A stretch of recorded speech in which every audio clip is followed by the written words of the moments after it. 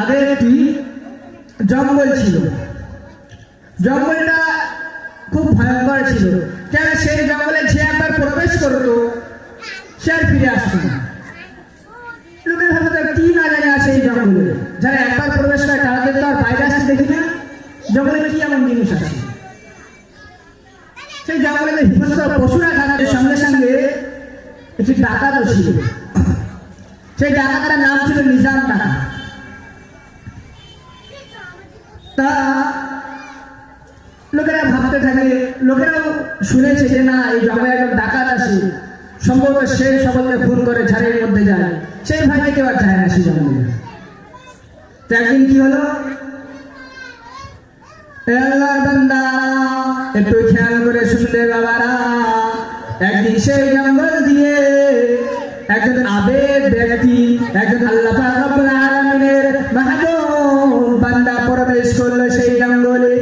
সে আল্লাহর মাহবুব বান্দাটা টুক টুক টুক টুক করে হাঁটছে, আর এদিকে ওদিকে দেখছে কি জন্তু জানোয়ার আছে কি, এমন করে টুক টুক টুক টুক করে হাঁটছে। তার মনের মধ্যে ভাবছে এই জঙ্গলে তো মানুষেরা প্রবেশ করে না, আমি কাল প্রবেশ করলাম, আমার কিছু হবে না তো। এমন ভাবে আল্লাহ মাহবুব বান্দাটা সেই জঙ্গলের মধ্যে দিয়ে টুক টুক করে হেঁটে যাচ্ছে। এমন সময় দূর থেকে একজন ব্যক্তি চিল্লাতে চিল্লাতে হাতে অস্ত্র নিয়ে সেই মানুষটার সম্বন্ধে হাজির হলো। হাজির হওয়ার পরে বলছে, কে রে তুই, এই জঙ্গলের মধ্যে তোর কি, তোর কাছে যে টাকা পয়সা আছে, যে মালকাঠি আছে, যে সম্পদ আছে, সেগুলো আমাকে দিয়ে দে, নইলে আমার হাতে যে অস্ত্র দেখতে পাচ্ছি এটা দিয়ে আমি এখনই তোকে কতল করে দেব। যে ডাকাতে সে কি বলছে, যে কে রে তুই, এই জঙ্গলে কেউ প্রবেশ করে না, আমার ভাই, আর তুই কি এই জঙ্গলে প্রবেশ করবি? ঠিক আছে, যা মালকাঠি আছে, যা সম্পদ আছে আমাকে দিয়ে দেবে, নাইলে দেখতে পাচ্ছি তো হাতে যে অস্ত্রটা আছে এটা দিয়ে আমি উপরে করে কতল করবো। সে আল্লাহ মাহবুব বান্দা সে তো অবাক হয়ে গেছে, কে মানুষটা এমন করেছি কেন আমার সঙ্গে। তখন বললো, কে ভাই আপনি, আপনি কেন আমার সাথে এমন ব্যবহার করছেন? তখন ডাকাতটা বললো, এ পথিক, তুমি ভাই বলে পার পাবে না, পার পাবে না, আমি হলাম আর কেউ নয়, আমি হলাম সেই নিজাম ডাকাত, যার ভয়তে জঙ্গলে কেউ প্রবেশ করে না। যে জঙ্গলে একবার প্রবেশ করেছে আমি নিজাম ডাকাত তাকে ভালোভাবে ফিরতে দেয়নি, আমার ভয়তে জঙ্গলে কেউ প্রবেশ করে না। নিজাম ডাকাত কি বললো, যে আমার ভাইকে কেউ এই জঙ্গলে প্রবেশ করে না, আর তুমি আমাকে যতই ভাই বলো না কেন আমি তোমাকে ছেড়ে দেবো না, যার টাকা পয়সা সম্পদ আছে আমাকে দিয়ে দাও। তখন লোকটা ভাবতে লাগলো, এই নিজাম ডাকাত এমন ভাবে মানুষের ক্ষতি করে, এমন ভাবে মানুষের উপর জুলুম করে, এমন ভাবে মানুষের উপর অত্যাচার করে। তখন এই কথা ভেবে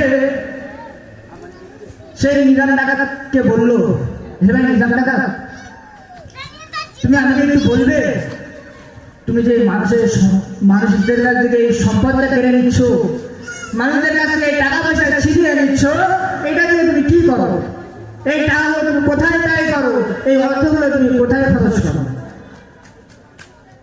নিজাম ডাকাত বললো, এই টাকাগুলো নিয়ে আমি সংসার চালাই, আমাদের সমস্ত যা কিছু সংসারের প্রয়োজন হয় সেগুলো কেনা হয় এই টাকা দিয়ে। শুধু তাই নয়, আরো যে সমস্ত টাকাগুলো থাকে সেগুলো আমি গুছিয়ে রেখে দেই।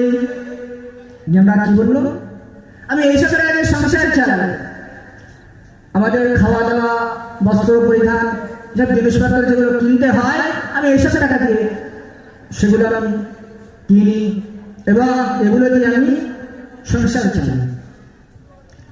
তখন সে পথিক বলছে, হে ভাই নিজাম ডাকাত, একটু খেয়াল করে শুনবে, তুমি একে আমাকে মারতে হয় মারো, কিন্তু তার আগে একটা কথা রাখবে, হে ভাই নিজাম ডাকাত, তুমি একবারের জন্য তোমার বাড়িতে চলে যাও, এই টাকা নিয়ে যাদের পিছনে খরচ করো, এই টাকা দিয়ে তুমি যাদেরকে খাওয়াও, এই টাকা দিয়ে তুমি যাদের পিছনে ব্যয় করো, এই টাকা দিয়ে তুমি যাদেরকে বস্ত্র পরিধান করাও, তাদের কাছে গিয়ে কি একবার জিজ্ঞাসা করে আসবে যে আমার সন্তানেরা আমি যে খারাপ কাজ করি, আমি মানুষকে হত্যা করি, এই টাকাগুলো নিয়ে তোমাদেরকে দিচ্ছি, এই টাকাগুলো নিয়ে আমি সংসার চালাচ্ছি, এই টাকাগুলো নিয়ে আমি তোমাদেরকে বস্ত্র কিনে দিচ্ছি, তবে কাল কিয়ামতের দিন যেদিন বিচার হবে সেই দিন কি তোমরা আমাকে সাহায্য করবে?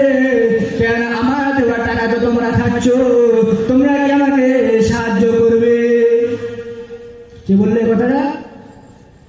প্রত্যেকটা নিজাম টাকাকে বললো, যাও তুমি একটু বাড়িতে যাও, ওখানে গিয়ে আমরা জিজ্ঞাসা করে এসো, তুমি যাদের জন্য এত কিছু করছো, এত টাকা পয়সা ব্যয় করছো, এমন ভাবে মানুষকে হত্যা করছো, এমন ভাবে গুনার কাজ করছো, কাল কিয়ামতে কি সেসব মানুষগুলোকে তোমার এই গুনার ভাগীদার হবে?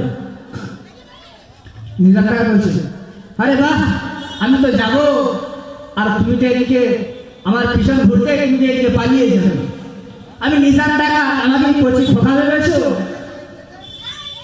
আমি হয়তো বোকা না। তখন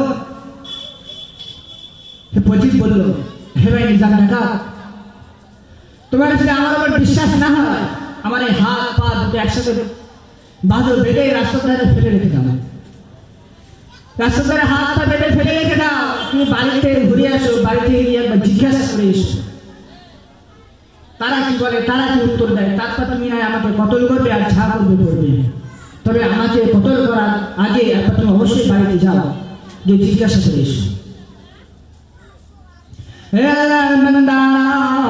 একটু খেয়াল করে শুনলে বাবারা, নিজাম ডাকাত ছেলেরা আবেগ বান্দাকে পায়ে দড়ি বাঁধলো, এমন ভাবে দড়ি বাঁধলো সেই ব্যক্তি না উঠতে পারবে না, বসতে পারবে, মাটিতে শুয়ে থাকলো।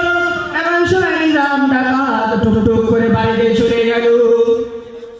বাড়িতে গিয়ে তার সন্তানকে বলছে, হে আমার ছেলে, হে আমার মেয়ে, আমি তো এইভাবে টাকা উপার্জন করি, আমি তো মানুষের টাকা ছিনিয়ে নিই, আমি তো মানুষের হত্যা করি, আমি তো ডাকাতি করি, আর সেই সমস্ত টাকা দিয়ে তোমাদের পড়াশুনো, খাওয়া দাওয়া, বস্ত্র পরিধান করায়, তবে তোমরা বলো বলো বলো বলো কাল কিয়ামতের দিন আমি যে গোনার কাজগুলো করেছি তোমরা কে গোনার ভাগীদার হবে?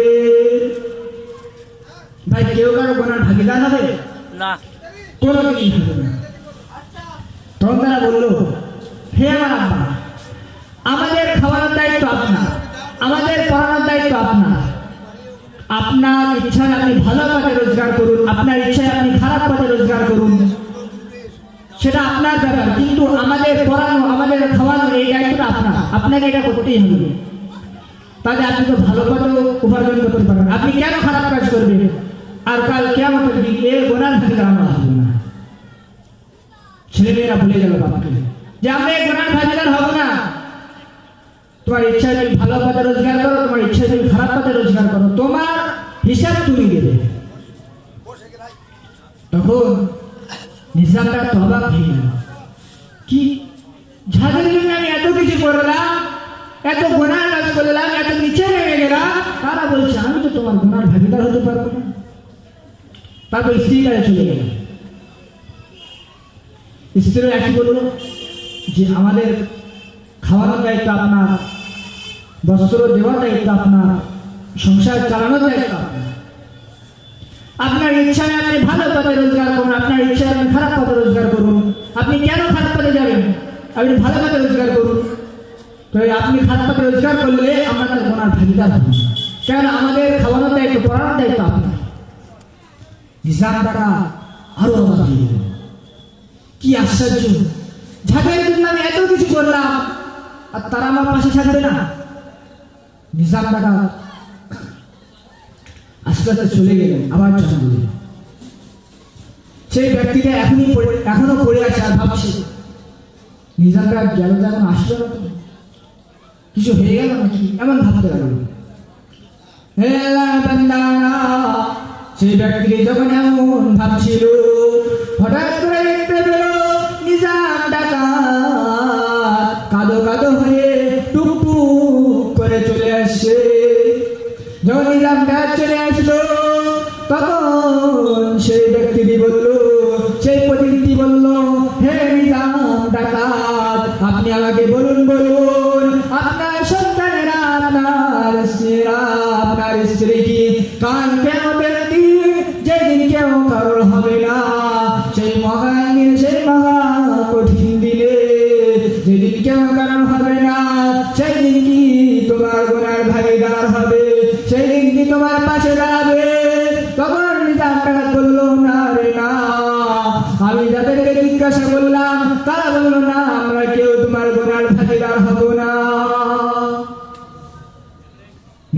ডাকাতের শিক্ষা হয়ে গেল।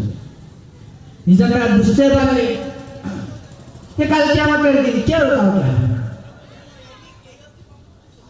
নিজাম ডাকাত তখন আমি জিজ্ঞাসা করলেন, তো নিজাম ডাকাত বললেন, নিজাম ডাকাত জিজ্ঞাসা করা হলো তারা কি বললো, তোমার পরিবারের লোক তারা কি তোমার গুনার ভাগিদার হবে? নিজাম ডাকাত বলছে, ওইসব নিয়মখানদের কথা শুনেছ? ওদেরকে আমি খাওয়াচ্ছি, ওদেরকে আমি পড়াচ্ছি, ওদেরকে আমি বস্ত্র দিচ্ছি, আর ওরা বলছে আমার গুনার ভাগিদার হবে না। তা নিজাম ডাকাত এই কথা শুনে প্রতিটি বললো, হ্যাঁ কাল কিয়ামতের দিন তোমার হিসাবে তোমাকেই দিতে হবে। তোমার ভাই গিয়ে দেবে না, তোমার সন্তান গিয়ে দেবে না, তোমার পিতামাতাই গিয়ে দেবে না, তোমার স্ত্রী গিয়ে দেবে না। কাল কিয়ামতের দিন তোমার হিসাব তোমাকেই দিতে হবে।